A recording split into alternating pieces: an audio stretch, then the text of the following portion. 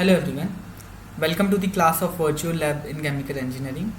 So this is our fourth lecture for the heat transfer experiment laboratory, and in today's lecture we will be further performing experiment related to heat transfer by radiation, right? So yesterday we learned heat transfer by radiation, its concept, and then we computed emissivity for different materials. And in today's class what we will do, we will verify the Stefan Boltzmann's law. We will find the Stefan Boltzmann constant value for the radiation experiment. So let's begin with today's class. Aim of our experiment is to determine the Stefan Boltzmann constant. I'm not going into the theoretical part as we have already discussed different mode of heat transfer, be it be convection, be it be conduction or radiation in the previous lecture. So I will directly move forward with the experimental part today. Not much of a theory related stuff will be taught. So today's class will be fairly short and we will be finishing faster, right? So in radiation, as we learned that any body which is above absolute zero temperature will emit some sort of a radiation at different wavelengths, right? And that amount of radiation will depend upon type of material that we have and its surface. So its material property as well as its surface property. And the Stefan Boltzmann law gives the amount of radiation emitted by body as a temperature, as a relation to temperature, where it says that the radiation emitted by a body is proportional to temperature to the power 4th in Kelvin. And if we remove the proportionality constant, then we get this Stefan Boltzmann constant, right, which value is 5.67 into 10 to the power minus 8 watt per meter square Kelvin raised to 4. And this epsilon is our emissivity of material. So emissivity is also a material property which we derived yesterday.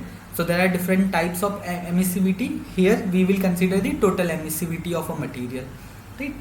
Now this equation is very straightforward, right?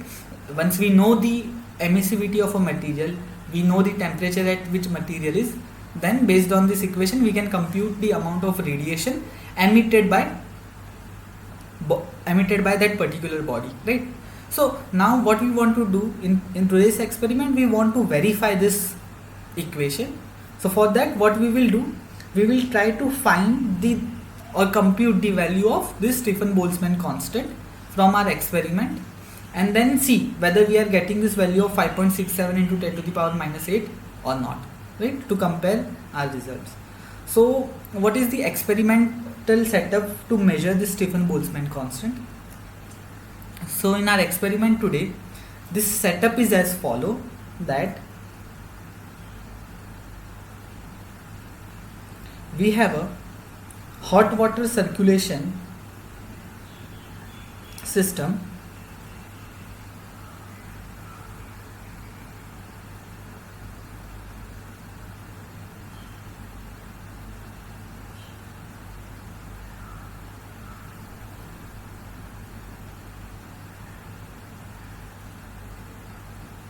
so it's kind of a closed loop system where this is your water tank and heater system.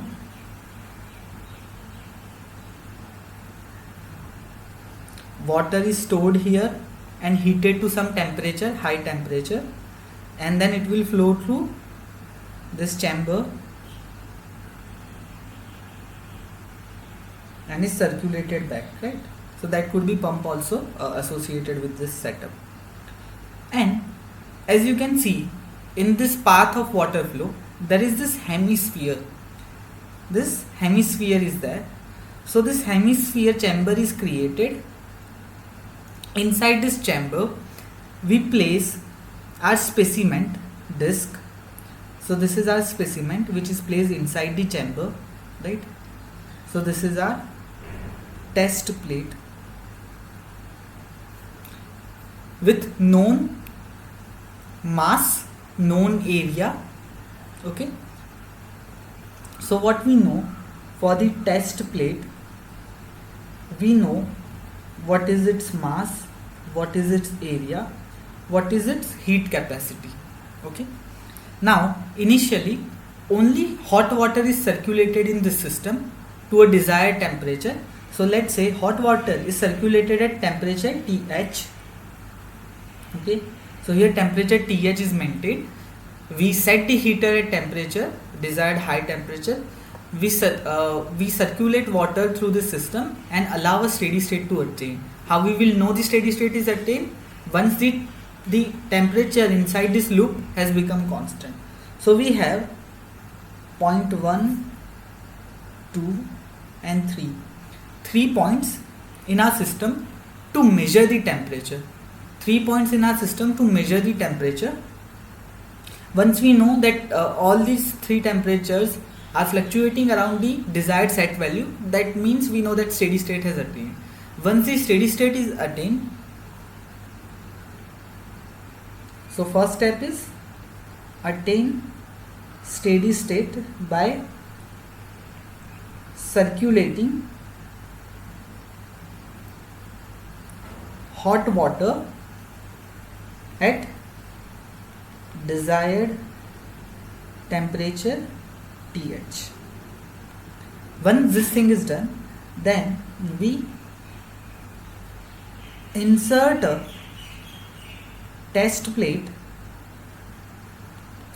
in the radiation chamber. Now since we have just inserted this test plate, which will be somewhere around room temperature, right, while circulating hot temperature is at a higher temperature, so there will be transfer of heat through radiation from hot water to this test specimen, right, through radiation. That will increase the temperature of our hot plate. So what we will do, once we insert this plate into the chamber, note down the temperature of plate with time, right? So let's say this is our point 4 where we measure the temperature. So now what will happen here,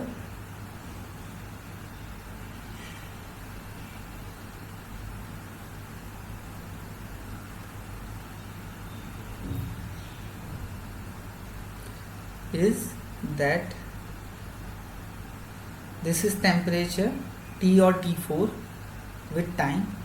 So as we have inserted the test plate at a lower temperature and its surrounding is at a higher temperature, there will be a heat transfer through radiation from a water body to the surface, because of which the temperature of test plate will rise with time until it attains some sort of a equilibrium, right? So initially it's at lower temperature, so because of radiative heat transfer, its temperature will increase till the point the equilibrium is achieved. Once the equilibrium is achieved, how we will know that the temperature of a test plate will become constant, it will become near plateau value. Okay, so we note down this change in the temperature of test plate with the time, and from this plot what we do, at t equal to 0 we compute the slope dt by dt. So d temperature divided by d time. Okay, so this slope of t versus time, so this is our fourth step, that slope of temperature versus time plot will help in determining the heating rate.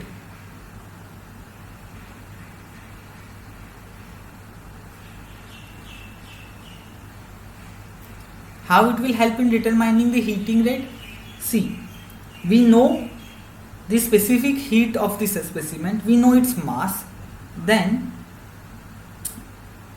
we know that Q is equal to mcp delta t, right?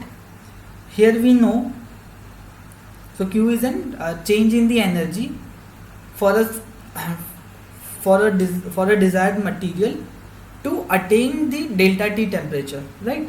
Once we based on the Cp value. Here we know the slope value from the plot.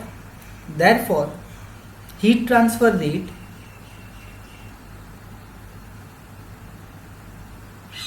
will be dq by dt, that is mcp dt by dt, right? We know the slope, from that we can compute the heat transfer rate. Okay, now we will compare this rate, let us call as q star, with the Stefan Boltzmann constant, Stefan Boltzmann equation. So in the Stefan Boltzmann equation, this is our flux, which is heat flow rate per unit area, right? So we can write it in this fashion, that this is Q into area, flux into area. So this can become area, temperature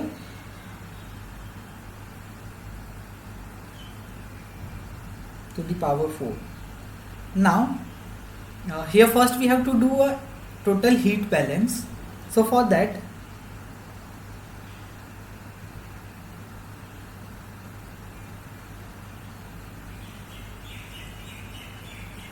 consider the heat balance for this test plate, where it is receiving heat balance for test plate. So it's receiving heat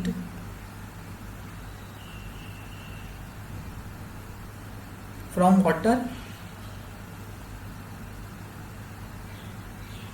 and at the same time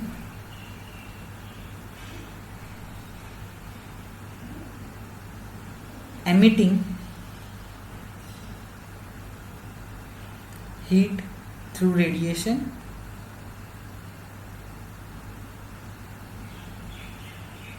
Therefore, heat flux for our test sample, that will be alpha, which is absorptivity, into sigma Th raised to 4 minus emissivity value into sigma into our test specimen temperature to the power 4. So this much energy it's receiving from the hot water and this much energy is emitting outside. Now at thermal equilibrium,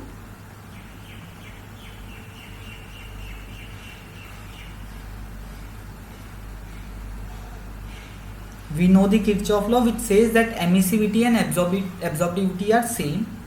Therefore, Q can become this value, right? We can write it in this fashion. Now, put this Q in here. Therefore, we can write heat flow is equal to sigma epsilon area, hot body temperature to the power 4, specimen temperature to the power 4, which is equivalent to mcp delta temperature by delta time. So if you will rearrange, then we can write Stefan Boltzmann constant as mcp delta T, this divided by emissivity area Th raised to 4 minus T raised to 4. Now here what we will do is we consider that the test specimen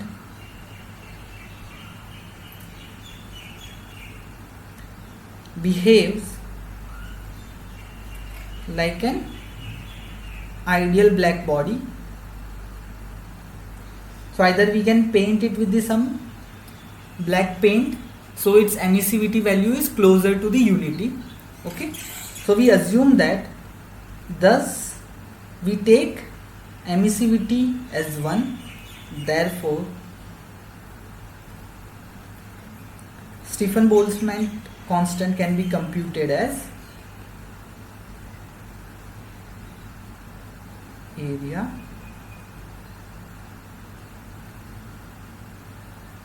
right. So this is how we compute or the Stefan Boltzmann constant in our experiment, right? So experiment is fairly simple. First circulate the hot water in our system, then once the steady state is attained, insert the test specimen, notes its temperature variation with time, then compute the slope of that temperature variation. That will give us the heat flow rate. From that heat flow rate we compute it with the Stefan Boltzmann's law, and then correlate the equation to find the Stefan Boltzmann constant. Now here one thing to note here is that we are computing slope at t equal to t0. Thus the temperature T that we will put, T value should be at which point we are computing the slope.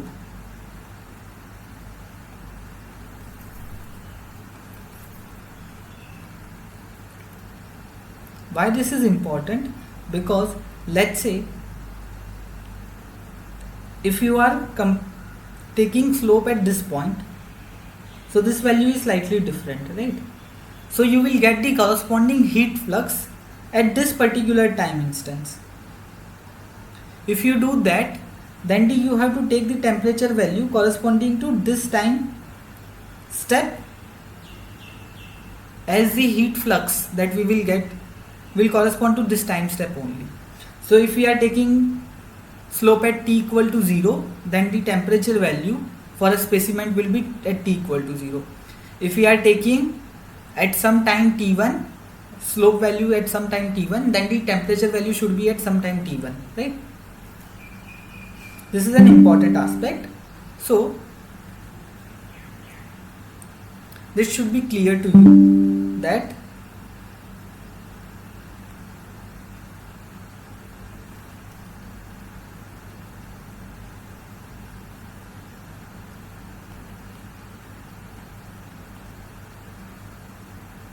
temperature is noted at a time where we are considering the slope, right? So this is the overall experiment idea today. As we have already discussed the theory, I haven't gone into the much discussion since we discussed it yesterday only. So let's directly move forward with the experimental part. Let's first look at the video of an actual experiment setup, and then we will move forward with the virtual lab experiment. So let me share my screen here.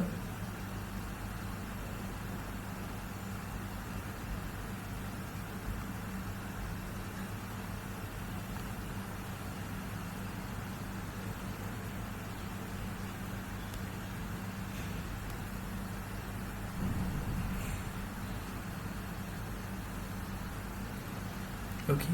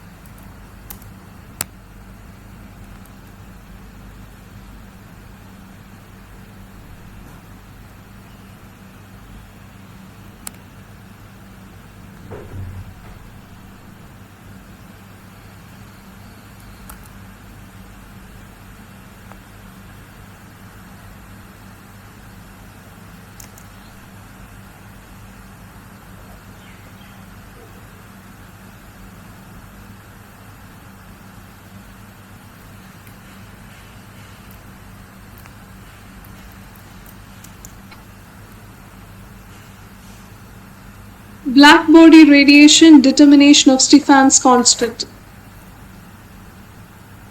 The basic theory behind this experiment is Stefan's radiation law, which states that the energy radiated by a body is proportional to the fourth power of its temperature in Kelvin scale. Mathematically, it can be expressed as R is equal to epsilon sigma T raised to 4, where R is the energy radiated by the material body per area per second, epsilon is emissivity of the material, and T is its temperature in Kelvin scale. For a black body, epsilon is equal to 1, hence we can write R is equal to sigma T raised to 4. Now consider another equation in thermodynamics, delta Q by delta T is equal to mCp dt by dt, where delta Q by delta T is the rate of net heat transferred from a body of mass m and specific heat capacity Cp due to the change in temperature delta T. Here dt by dt represents the rate of increase of black body temperature. If Th, Td are the steady state temperature for metallic hemisphere and the black body, then net heat transfer can be expressed delta Q divided by delta T is equal to sigma A into Th raised to 4 minus Td raised to 4, where A is the area of the black body disk used. Comparing the last two equations, we get an expression for Stefan's constant as sigma is equal to mCp dt by dt, the whole divided by A into Th raised to 4 minus Td raised to 4. Here our aim is to determine the Stefan's Boltzmann constant. Sigma is equal to 5.67 into 10 raised to minus 8 watt per meter square per Kelvin raised to 4. Apparatus. A metallic hemisphere with a provision for water flow through its annulus. A black body that can be connected at the bottom of this metallic hemisphere. Temperature indicators. And a heater. Procedure. Remove the black body disk that is at the bottom of the metallic hemisphere. Switch on the heater and allow the hot water to pass through the hemisphere. Allow the hemisphere to reach the steady state and note down the temperature. Fit the black body disk at the bottom of the hemisphere. Note down the black body temperature at different intervals of time. Plot the temperature time graph and determine the slope dt by dt. The slope is equal to dt by dt is equal to Bc divided by AB. Here Ti is the initial temperature of the black body disk. Allow the black body to reach a steady state and note down the corresponding temperature. By substituting the values for m, Cp, Td, Th and dt by dt in the last equation, we can calculate the Stefan's constant sigma. Applications. Determination of the temperature of Sun from its energy flux density. Temperature of stars other than Sun and also their radius relative to the Sun can be approximated by similar means. Right, so this is how the experiment setup is. It's fairly straightforward. So let's look this experiment in the virtual lab first.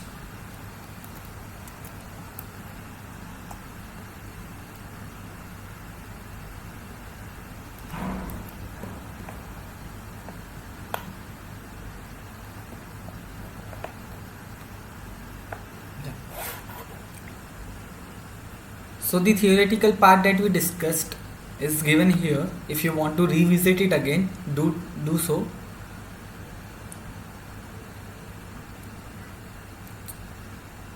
So the procedure, we have to measure the temperature with time for hemisphere. So like 3 points in the hemisphere which will give us the water temperature. Average of these three temperature will be the average of water temperature. T4 is average of disk temperature at given time, right?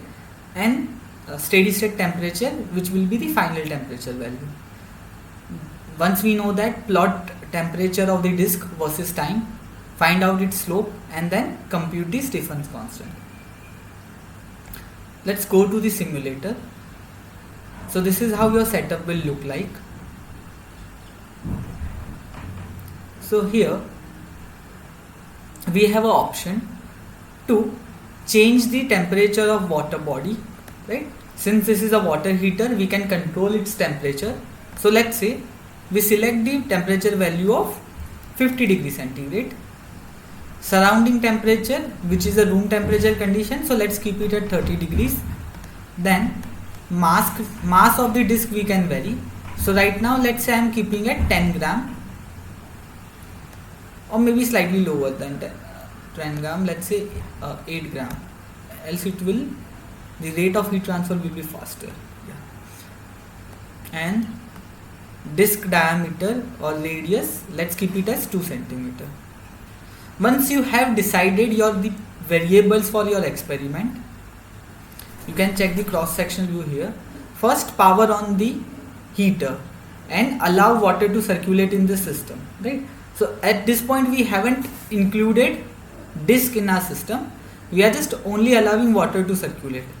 Since it's a simulator, we are already at a steady state, but in actual experiment you have to wait for some time. So you have to check the temperature T1, T2, T3.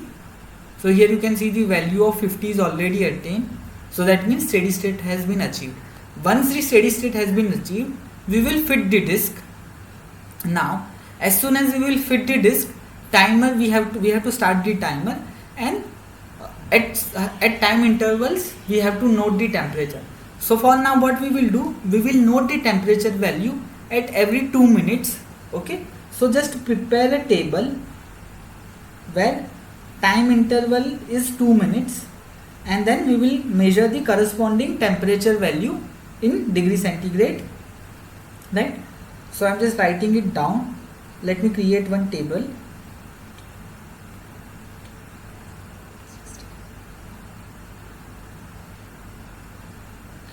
Till what point we have to take a reading? Till the steady state is attained. So once the temperature of disc or plate becomes constant, it fluctuates around a mean value, then we can stop the experiment, right? Till then, let's note down the temperature value at every 2 minute time interval. So select the temperature T4 here. So at T equal to 0, our sample's temperature will be the chamber temperature, surrounding temperature, which is 30 degrees centigrade. Just a minute.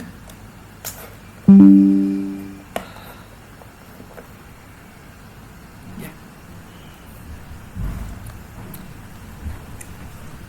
So now let's fit the disc, and you have to note down the temperature. So you have to be slightly quick here. In actual experiment you will have a time, but here the timer will run faster, so just keep an eye on it and then note down the temperature. Okay, so I will also do the same. Let fit the disc,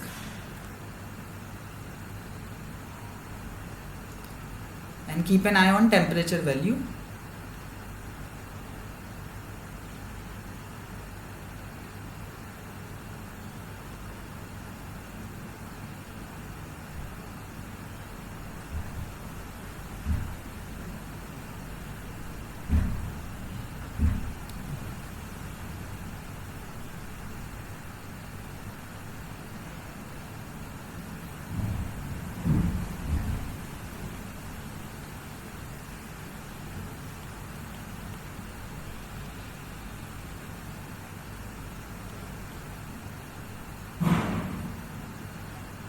So now you can see this temperature is not changing. That means steady state is attained in our disk, right?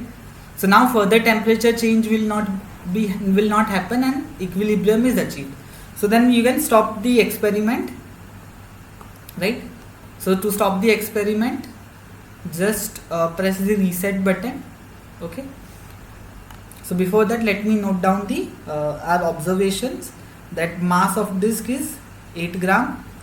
Radius we have taken as 2 centimeter. Surrounding temperature is 30 degrees centigrade. water temperature is 50 degrees centigrade. Here water temperature T1, T2 and T3 will throughout remain the same. There might be some fluctuation in your actual experiment, but again it will fluctuate somewhere around mean, so you don't have to worry about it. Okay, now we have taken out this data. Let's go for the calculation.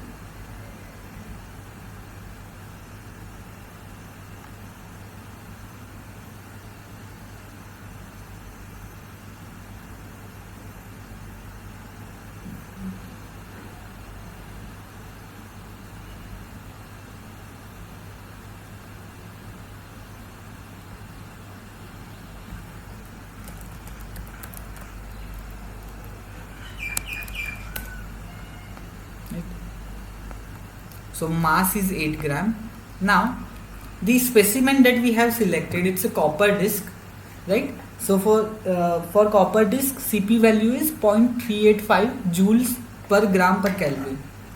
You can find it on internet. It's not provided in the procedure, but this is the value, you will get it. Radius, this is again we have selected same 2 centimeter. Then area will be pi r square. So I have converted it into the meter. So this is the area of disc. Now our observation table. So the temperature we have selected as 50 degrees centigrade. So hot water temperature is 50. So all T1, T2, T3 will be at 50-50 across different temperature, different time. Okay. In actual experiment you might get 50.1, 49 point something, and then average of this 3 will give you the average temperature of a hot side or hot water, right? So it's average of, this temperature is average of T1 to T3. Then temperature of disc. So we started with the ambient temperature 30. Then I'm putting my observation. There might be slight difference in what you have noted and what I have noted, since it was moving very fast.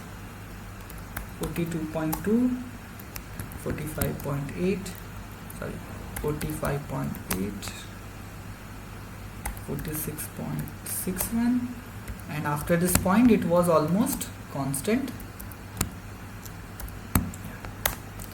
right? So this is 12, 14 and 16. Till 16 minutes I noted the readings, right?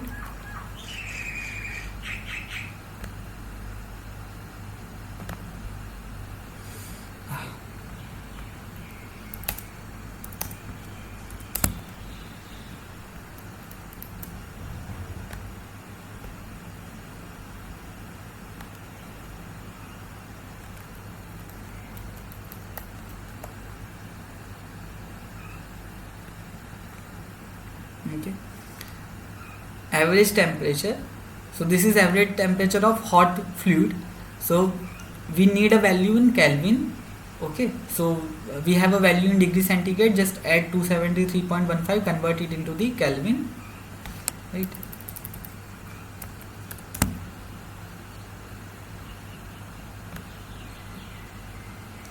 Disk temperature, again that we have in a degree centigrade, convert it into the Kelvin. Now we have to plot this disk temperature versus time. So for that, select the data. So what we will do, we will select the point till where the temperature has become constant. So this is how your plot will look like. Okay. Now with the help of Excel, draw a trend line, or if you are using manual, if you are doing manual plotting through your graph paper, you have to find a slope which passes through T0 temperature, right? Since the T0 temperature is fixed, which should be at room temperature, at T equal to T0, specimen was at room temperature. Okay, our surrounding temperature. So in the trend line, if you will see,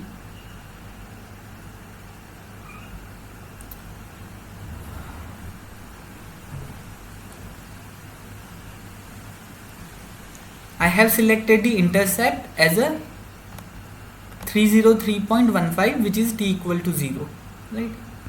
Thus my trend line will surely pass from temperature T equal to 0.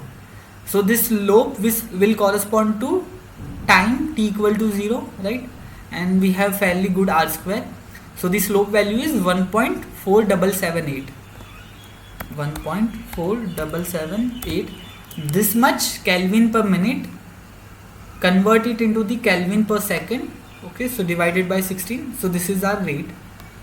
Now the heat flux will be mass of my copper plate into its Cp value into the delta slope of the plot, which is delta temperature divided by delta time, right? So this much energy we will get. Now our Stefan Boltzmann constant is given by this heat flow rate per area into the temperature. So here flux we have calculated divided by area of the disk we know. Now the temperature value. So as I said that the temperature value we should take, one will be hot water temperature is fixed, TH is fixed, TC, which is like cold temperature or the specimen temperature, should be a temperature corresponding to which we are calculating the slope, right? So if you are calculating slope at this point, then you should take the temperature at corresponding to this value. This is important. In the manual that they have provided, they have written it as steady state temperature, but that won't be correct, because in this regime that heating rate is different. Once the temperature will become constant, heating rate will change. Okay, so thus you have to take the temperature value corresponding to the slope point that you are corresponding to the point where you are finding the slope, and our value comes around 2.45 into 10 to the power minus 8. Now actual value of our Stefan Boltzmann constant is 5.67 into 10 to the power minus 8. We have got the power correct. So here you can see 10 to the power minus 8 we are getting it, but the further digits are different. Okay, so that is because of non-ideality in your system, right? So ideally, if you just want to look at the effect of radiation, you should conduct the experiment in vacuum where there are no effect of convection, there are no conduction effect, right?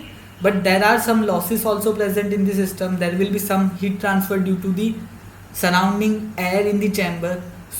So that all stuff is also there. Because of that, the rate that we compute for heat transfer is not exact, and thus there is this slight deviation in the Stefan Boltzmann constant, right?